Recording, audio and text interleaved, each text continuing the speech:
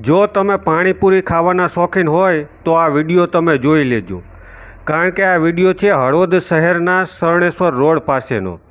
આમ તો હળવદ શહેરમાં અલગ અલગ જગ્યાએ ઘણી બધી પાણીપુરીની લારીઓ તેમજ દુકાનો જોવા મળે છે, પરંતુ તે પાણીપુરી અને તેમાં વપરાતી ખાદ્ય પદાર્થો ખાવાલાયક છે કે કેમ તે અંગે સવાલ ઊભા થયા છે. કારણ કે જે વિડીયો સામે આવ્યો છે તેમાં અખાદ્ય ખોરાક હોય, એટલે કે સડેલા બટેકા, દુર્ગંધયુક્ત બટેકા તેવી શાકભાજીનો ઉપયોગ થતું હોય તેવું લાગી રહ્યું છે. આમ તો ઘણી બધા નિયમો હોય છે.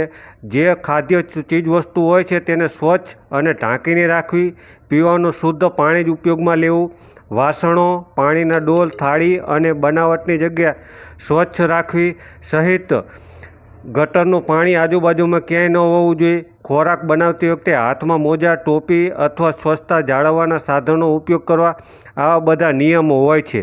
પરંતુ આ નિયમોની એસી-તેસી કરી અને અવારનવાર ફ્રૂટ ધારકો અલગ અલગ જગ્યાએ લારીઓમાં પાણીપુરી સહિતની ચીજવસ્તુઓ વેચતા હોય છે, ત્યારે હાલ તો તેની ગુણવત્તા સામે સવાલ ઊભા થયા છે. તમે પણ મિત્રો ક્યાંય આવી રીતે જોયું હોય તો કોમેન્ટ બોક્સમાં અચૂક લખશો કે ખરેખર બટેકા ખાવા લાયક હોય છે કે કેમ.